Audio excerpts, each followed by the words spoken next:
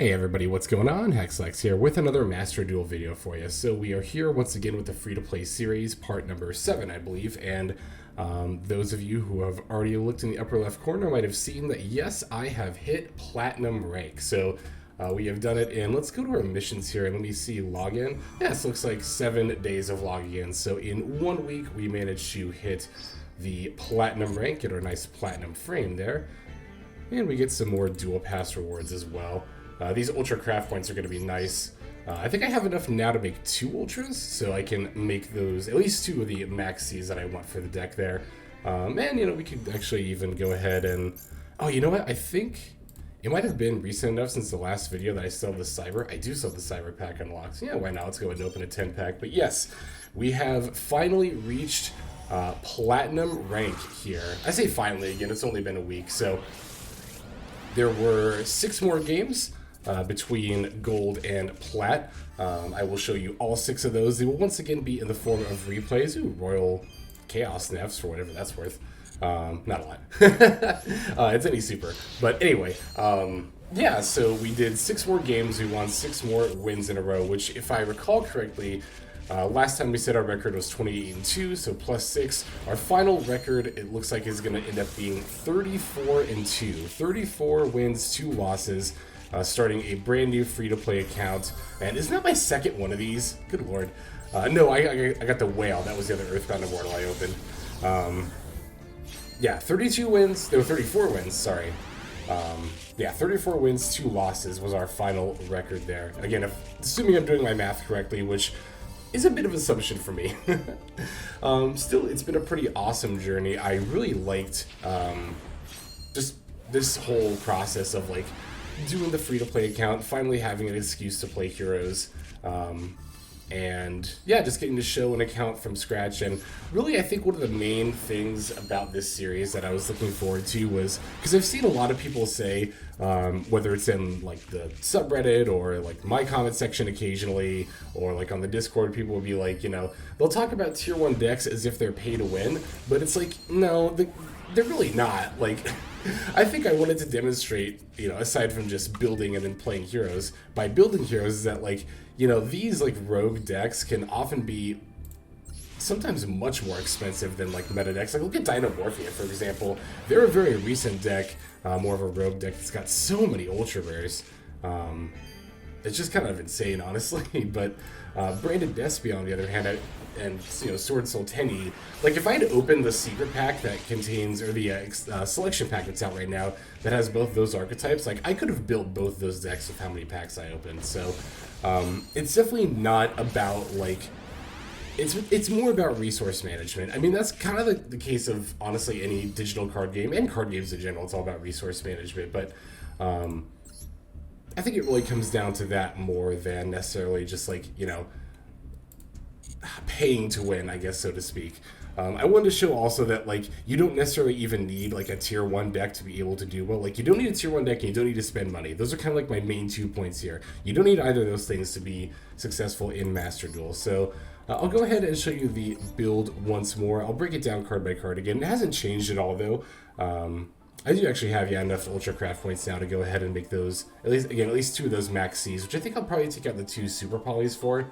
Just because these super polys are like, there have been some situations where they're okay, but they're really mostly just bricks. So I'll drop 2 of these, craft 2 maxis, throw those in, and then I think the only other things I would do would be take out an imperm for a 3rd maxi, and then I'd probably honestly would take out the draw hand for the Nibiru.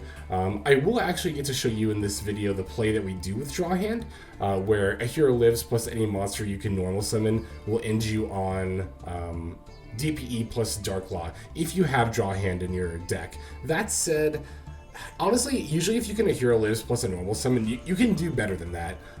You can do that if not a little bit extra. So it really only comes in handy when the normal summon is like exactly Ash Blossom or Maxi, like it's a total brick, because pretty much every other monster that you can normal summon in here will do something. Like Shadow Mist, maybe not Shadow Mist, that might actually be the one example, like Vion and Stratos, for example. Those are normal summons that will definitely both do plenty of things for you, besides just that. So I don't know, it's It's a bit of a toss-up. It could be the draw hand. It could be...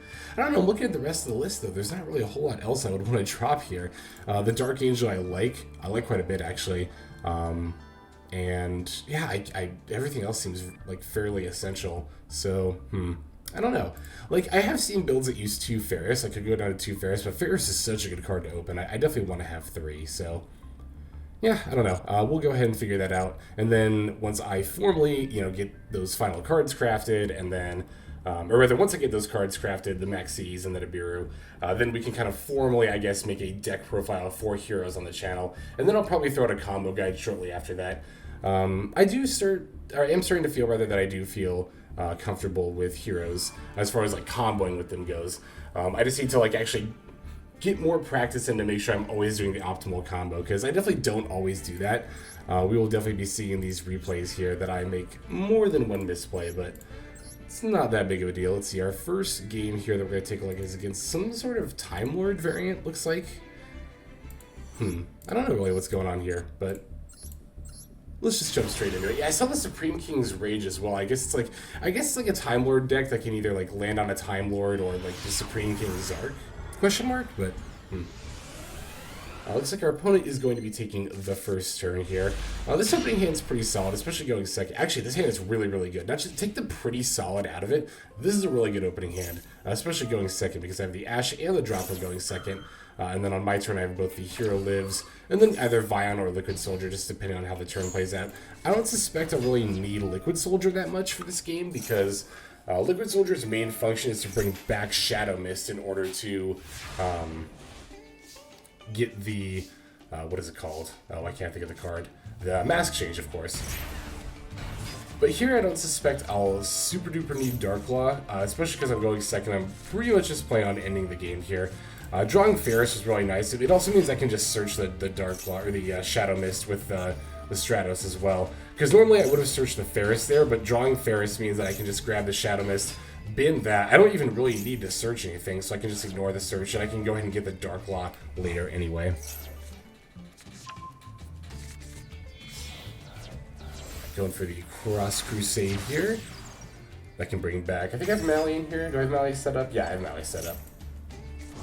Yeah, the Ferris line in particular, I think, once you get that kind of down pat, then it becomes easier to find combos. And by the Ferris line, I mean, it's a pretty simple combo line that you do just about every hero game, where you special summon Ferris, set up the increase, where is it, the increase in your spell trap zone, then you send either the Ferris or an extra monster to summon the increase, and then increase summons Vion. Vion sets up a monster in grave, usually either Shadow Mist or Mally, depending on what you need. And then you can also add the polymerization from deck to hand as well. So, very, very nice there. Can let you set up the DPE pretty nicely with the poly.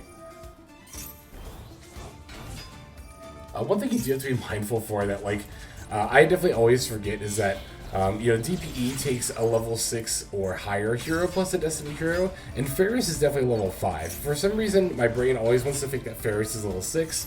I'll be like, oh, I have Ferris, I can make DPE, but it's like, nope, you need honestly 2 Destiny heroes most of the time. Malicious plus something else. Either Draw Hand or Denier. Well, I guess if I take Draw Hand out, it's just going to be Mally plus Denier. You can technically do Honest Neos plus another, like a Destiny hero monster, but that's definitely like plan B, right? It's definitely not what we're trying to do.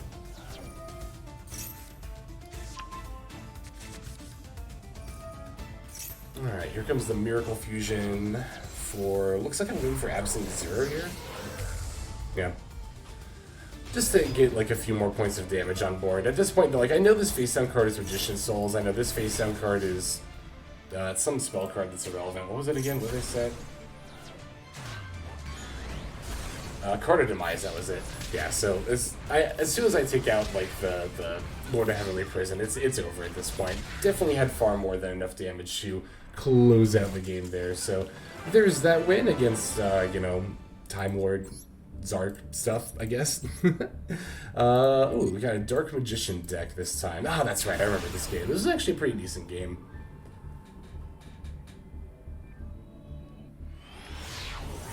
Yeah, this is the one, I think, I'm trying to remember if I've actually played against Dark Magicians before. This might be the first time I've ever played against Dark Magicians in Master Duel. It's probably not. No, it's definitely not.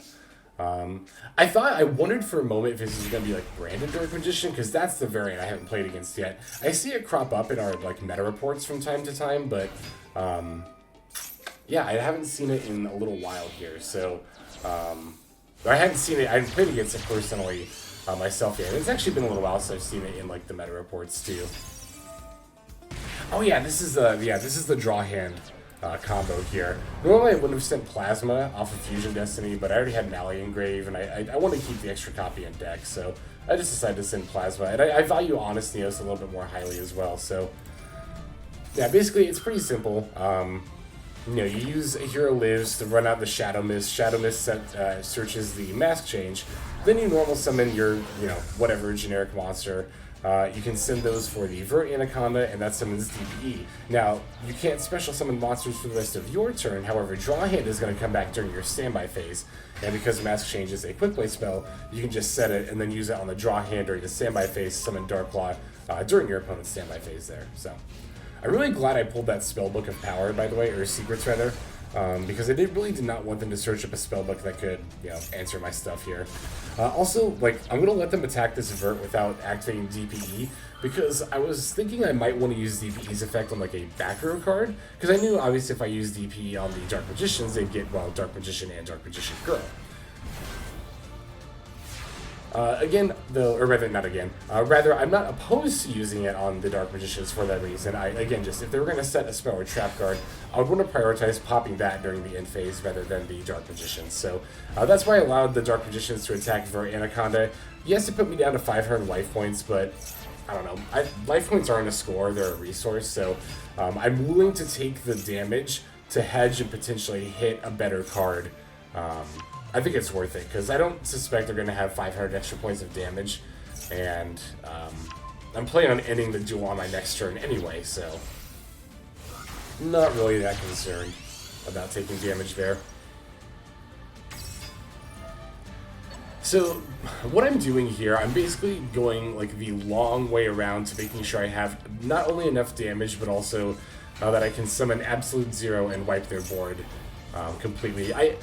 I could have, in theory, not even in theory, I could have just used DPE to pop one of the monsters and then had enough, you know, resources to battle over the other one and still attack for game, but I don't know, I just, sometimes I don't really feel like doing math. Like, it is genuinely more cumbersome to me to, like, actually add up the numbers than make the extra plays, which sounds really sad, I know, and it is very sad.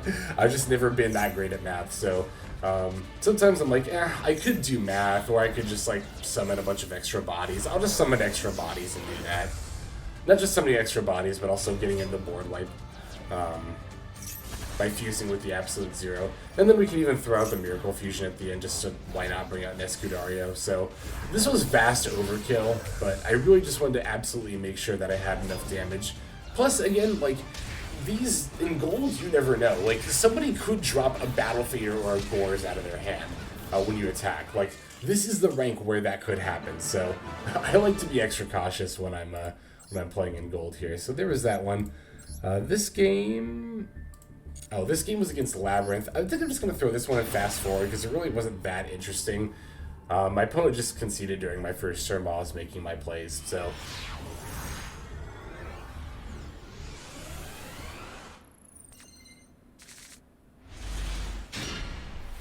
This opening hand is pretty good, by the way. Ferris plus a Hero Lives is a pretty solid opening combination of cards to open, rather. Yeah, this is another thing they did. They threw out the Cuckoo Clock for, like, literally no reason. I think they just, like, saw that they could activate it and then just did. Which, I mean, I'm not gonna, like, you know, I've definitely been guilty of doing that before. So, you know, it happens to the best of us, but... Not that I'm, like, calling myself the best or anything. I don't know, I'm just trying not to sound, like, too conceited or anything. But yeah, just, again, at some point they end up conceding here. But yeah, Hero Lives plus Ferris actually ends up being a pretty good hand in its own right. You see, I still haven't even normal summoned yet, so I can Liquid Soldier, bring back Shadow Mist, and even set up the Darkclaw as well. So there's that one. Let's see, this game was against, this. Oh, yeah, this game. No, I remember this game. This is actually one of the more interesting games that I played in this last session here up to Platinum. As you can saw, it was against like a raw pile, but I actually ended up misplaying a couple of times in ways that almost cost me the game.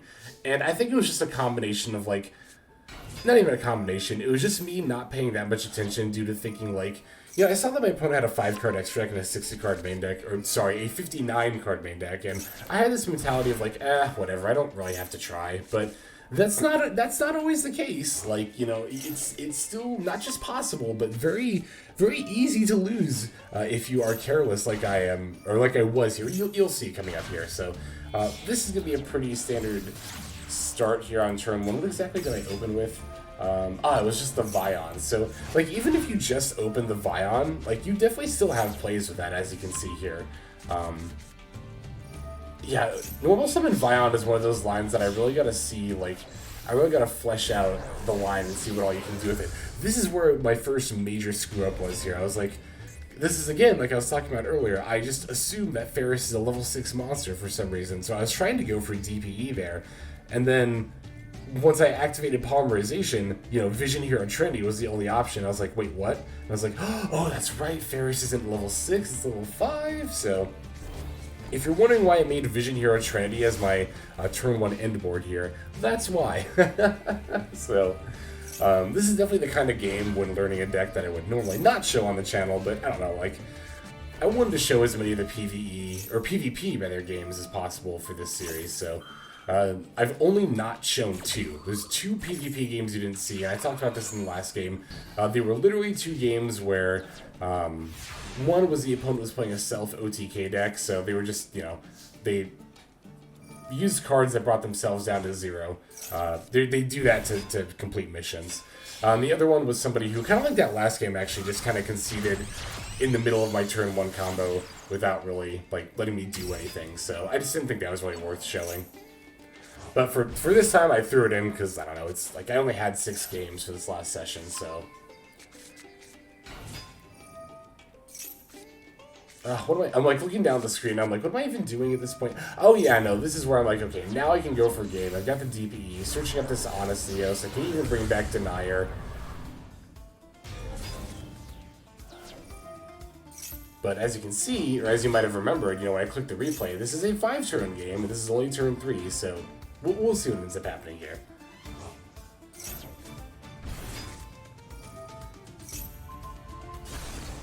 I managed to get their Metal Reflex Slime, which is nice. And I know that they get the effect to, you know, add the Metal Reflex Slime, but I had the call by, so I knew that wasn't going to be an issue. Well, I guess they also couldn't activate the Metal Reflex. I only just now realized that you know, being a trap card, that Metal Reflex Slime this set cannot be activated unless it specifically states that it can.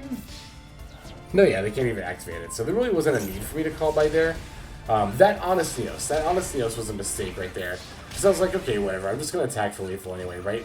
Wrong. My opponent actually has a Guardian Slime, and, like, that's actually going to be a really big problem, because it's automatically going to gain defense equal to my attack. I just realized, too, could I have just flipped up Imperm? Did I really misplay, like, 3 different ways during that turn? I think I did. Could I have not just flipped Imperm during the battle phase, negated it, and then attacked over it anyway? Huh. Alright, well, anyway. So, that did in fact end up being yet another way that I had misplayed that game. Whoops. Oh well.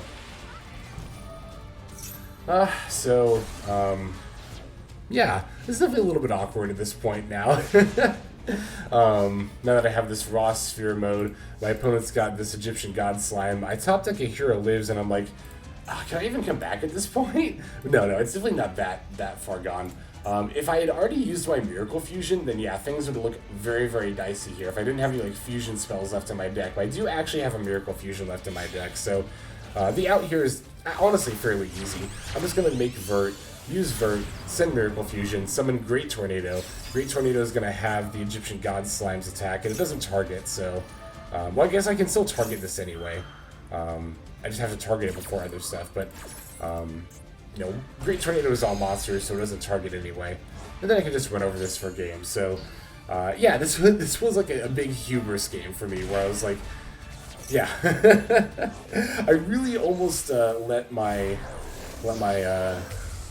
arrogance. It really was just arrogance, because I really was just like, I don't need to try. I kind of had that mentality, but no, this game definitely showed that there are a lot of instances where, you know, sometimes you can be your own, like, you can be your own greatest adversary in a battle, like even more so than your opponent. I definitely was almost the case for me in that one. So just a couple more games. This one's going to be against Labyrinth. This one was pretty short from what I remember.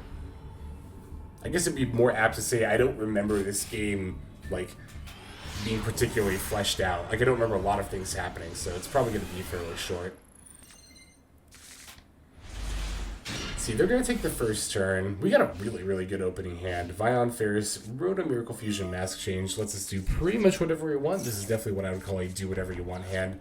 Opponent fortunately only opened a couple of back rows and a Lord of the Heavenly Prison. Definitely still going to want to be mindful of how we play, but it's pretty obvious they're playing Labyrinth as well, just given the sleeves and the board and you know, their opening play and the extra. I was like, okay, this is Labyrinth. Like, technically, yes, this could be Eldritch, and this would actually be the greatest disguise ever if this was Eldritch, but oh, wow, okay, never mind. This was just actually just another game where my opponent conceded after I just started my play, so. Alright, this is the last duel here is against Sword Sultani. This is actually a rematch, by the way. KK, what? I'm pretty sure that this is the same person that I lost to earlier while playing Sword Sultani. So fittingly enough, I'll have to check that here after this game. Fittingly enough, I'm pretty sure our last duel to Platinum was a rematch here. So this time we get to take the first turn. I think they took it, yeah. Or at least the other Sword Sultani we played against got to go first on the last one. So this time we get to go first. Very, very nice. Our opening hand is very nice as well. We opened Ferris plus the Shadow Mist, or no, the Malicious, plus Stratos, so this is another, what I would definitely call a do whatever you want hand. I'm going to bin the Shadow Mist, but not use the effect, because once again I'm going to add the Liquid Soldier off of Chaos Crusader, summon that to special the Shadow Mist back from the grave, and then from there I can add the Mask Change, so. Oh yeah, no, we'll get to that when it happens. There's going to be another funny little misplay that ends up happening here. But again, you know, the misplays are natural when you're, you know, learning a deck, and also, they're just natural anyway. Like, you could be an expert with a deck, and you're still gonna, like, have little brain farts every now and then. It's funny, because, like, this is something I talked about a lot when I first started the channel. It's definitely not something that I see too much of in my comment section, but I've noticed in other, like, YouTubers' comment sections, I'll see people, like, kind of deriding a player for making any kind of a misplay for any reason, and it's like, we all misplay, and it's pretty unique to, like, Yu-Gi-Oh, honestly. Like, you know, in other, like, card games, like Magic, Hearthstone, whatever, I'll see, you know, comments that'll be like, hey, you could have made this play at this time, and our comment section here on Hexlex is actually pretty good about that. My misplay, by the way, was summoning Sunrise there. I don't know why I went for Sunrise at all. I think it was another case of, like, I thought I could make DPE, but then couldn't, so then I had to, like, you know, do it in a much more roundabout way, but, yeah, no, I think that, like, I don't know, I see people in Yu-Gi-Oh! Videos tend to be a little bit more mean, not mine, again, ours tend to be really good about that, but other YouTubers, I notice the comments tend to be a bit mean when people make misplays. It's like, how could you not see this line? It's like, dude, like, we all misplay sometimes. It's okay. It's gonna be okay, I promise. Like, that's kind of the tone I almost want to take with comments I see like that, but, whatever. Yeah, here I'm just gonna wait to use the DPE effect until I actually see them,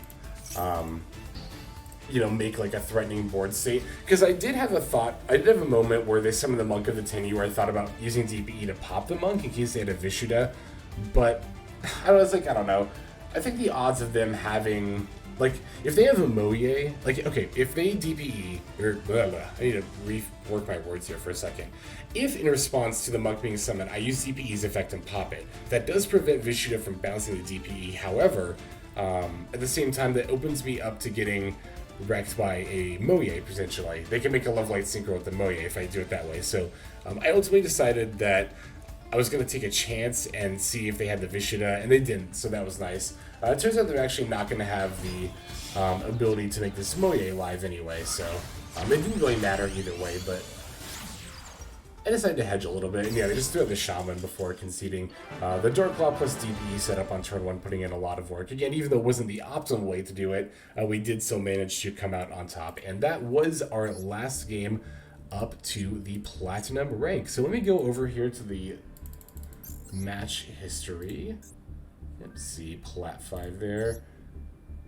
So I can show you all. I think I can even still see some... Yeah, the last over game. Wow. So, and was it in fact... Oh no, we didn't lose to KK What? We just played against him earlier. Okay. What were they playing earlier? Ah, they were doing missions to the self OTK deck. I see.